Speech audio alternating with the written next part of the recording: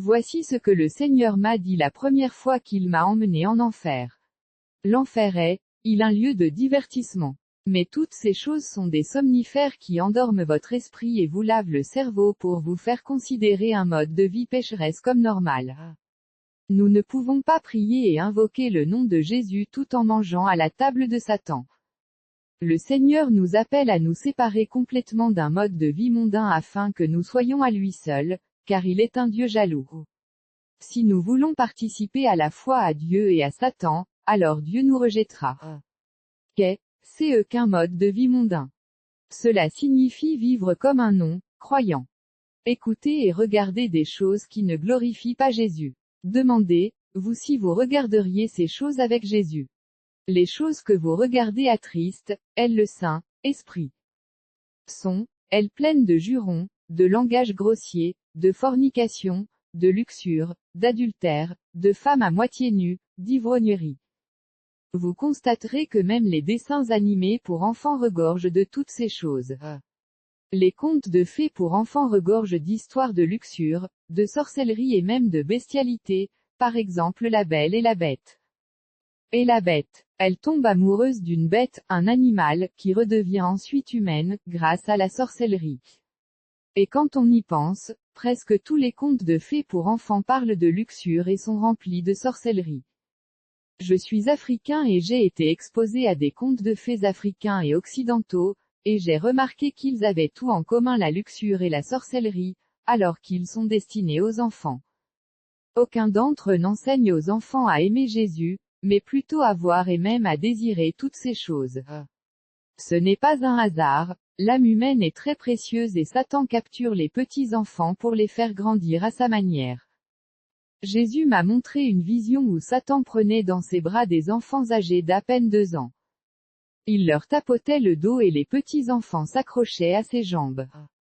Jésus m'a montré d'énormes affiches de dessins animés que Satan utilisait pour attirer les petits enfants vers lui. Jésus m'a dit que l'industrie du divertissement est l'un des plus grands appâts utilisés pour emmener les gens en enfer. Il m'a dit que tant de gens sont sur le chemin de l'enfer à cause des films, de la musique et des feuilletons qu'ils regardent. Nous devons nous assurer que ce que nous regardons n'est pas rempli de choses qui attristent l'Esprit de Dieu, mais qui nous attirent plutôt vers lui. La mondanité, c'est aussi s'habiller comme des gens qui n'ont pas la crainte de Dieu.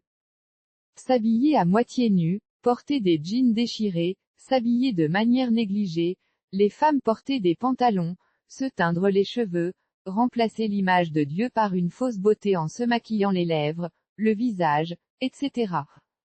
Les gens osent même délivrer des messages soi-disant prophétiques avec leur décolleté. Quand avons-nous perdu la crainte de Dieu? On ne se moque pas de Dieu. Son jugement commencera par sa maison. 1 Pierre 4 verset 17.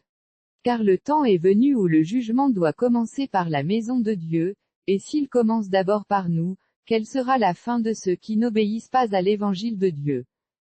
Pourquoi imitons-nous les Amalécites et les Philistins, ces nations qui ne connaissent pas Dieu? Dieu a ordonné aux Israélites, lorsqu'ils sont entrés en Canaan, de ne pas imiter les nations païennes, mais même aujourd'hui, l'Église imite les Cananéens. Jésus se soucie de la façon dont vous vous habillez et il déteste tout ce qui vous fait ressembler à ceux qui ne connaissent pas Dieu.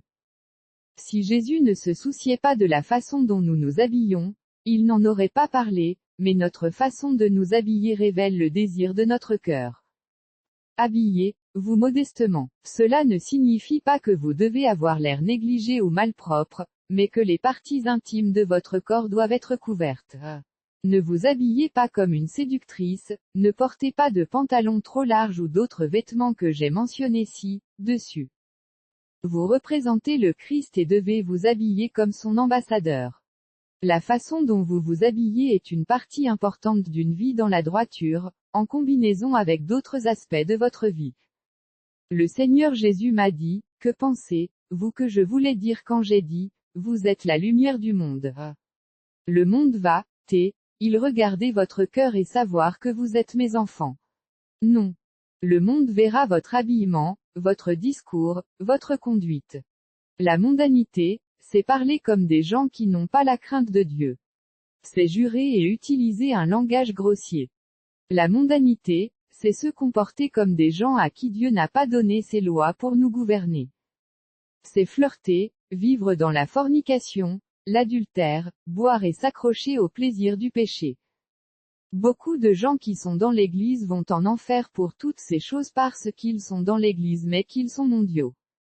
Jésus nous appelle à nous séparer du monde dans tous les domaines de notre vie. Vous ne pouvez pas manger à la table de Satan et espérer manger à la table de Jésus. Jésus nous rejettera et nous traitera des ouvriers de l'iniquité parce que nous vivons comme si nous n'avions pas reçu de directive de Dieu, alors que sa loi est clairement inscrite dans nos cœurs. Si nous nous demandons honnêtement si ce que nous faisons lui plaît, nous le saurons. Si nous aimons le monde, nous devenons ennemis de Dieu.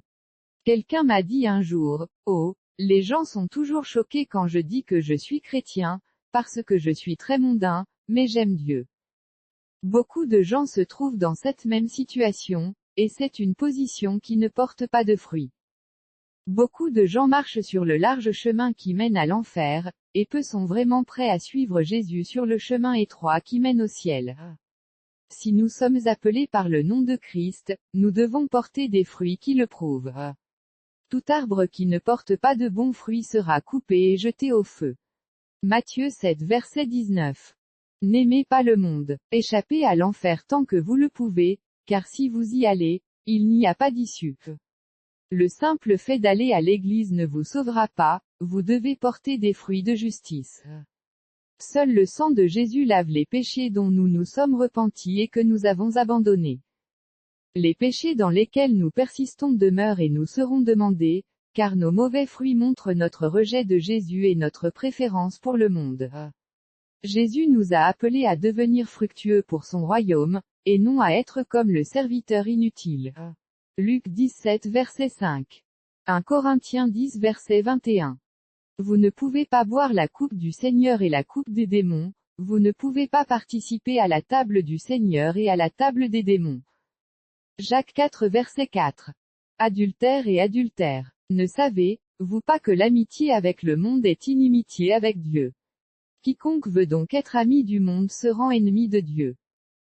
Par la sœur Rachel Abigail Mechala Chisulo.